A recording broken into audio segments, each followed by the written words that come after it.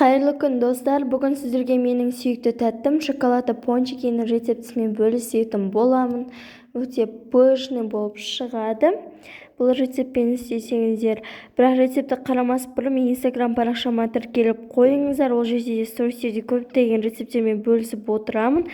Атауын парақшасын қалдырып кеттім. Егер сіз пончикиді жақсы көретін болсаңыз, міндетті түрде комментарийге жазып қойыңыз. Ал үй жағдайында жасап үйренгілеріңіз келсе, онда видеоның соңына дейін қарауларыңызды сұраймын. Бар болғаны құрамы қолжетімді ингредиенттерден тұрады және тез әрі оңай дайындалады. Шын мәнісінде міндетті түрде жасап көруге кеңес беремін. Ең алдымен жылы сүтімізді ыдысымызға саламыз.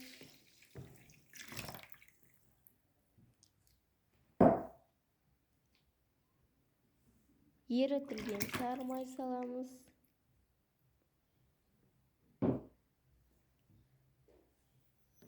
Қант саламыз.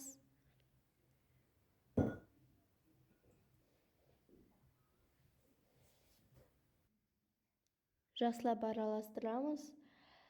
Лопаткамен араластыру міндетті емес, қасықпен араластырсаңыздар да болады. Жұмыртқамызды саламыз.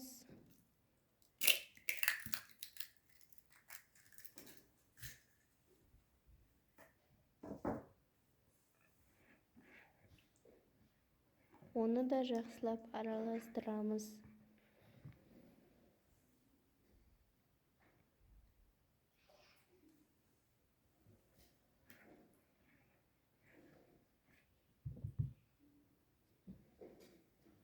Құрғақ ашытқымызды саламыз.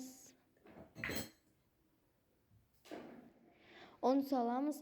Достар, осы жерде айта кететін сәт негізінде мен мына жақта описанияда 500 грамм ұн деп жаза кеткенмін. 500 грамм ұннан артық ұнды асырмауға тырысыңыздар.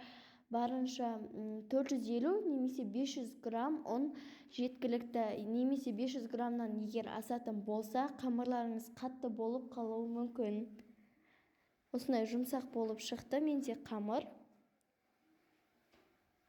Міндетті түрде електен өткізсеңіздер де болады. Мен осылай пищевой пленкамен істедім, немесе мотосүлкімен жауып қоямыз, 1 сағатқа қойып қоямыз. Мінекей менде 1 сағат тұрды, осындай болып шықты. Осылай көтерілуі керек. Мен духовка 20 минутқа қойып қойдым, өзі көтерілді. Енді жақсылап жаятын боламыз. Бауырсақтың қамыры секілді жаясыздар, ондай ешқандай қиындығы жоқ. Видеодағыдай жасасаңыздар, бәрі керемет болып шығады.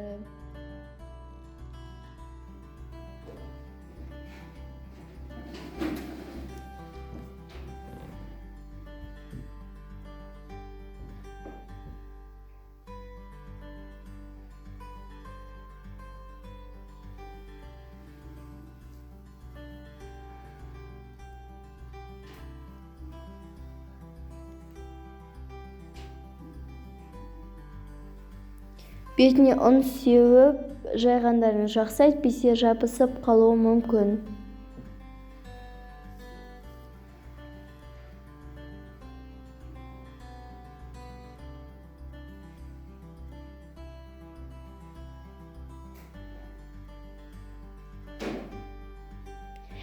Достар, бір жері қалың, бір жері жұқа болып қалмауы мүмкін. Барлығын тегістей қылып жайсаңыздар, сіздерде пышный әдемі пончики шығады.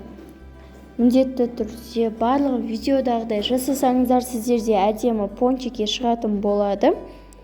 Міне қалыңдығы осындай болуы керек. Мен осындай формамен басып шықтым қамырды.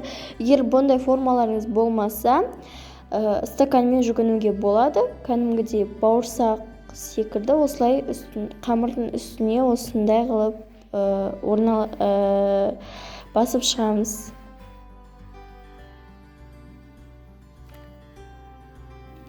Мінекей тарелкаға немесе осындай тақтайға орналастырып шықсаңыздар болады. Үстіне пищевой пленканы төсеп, тағы да көтерілуге 30 минутқа жібереміз. Осындай көтерілуі керек.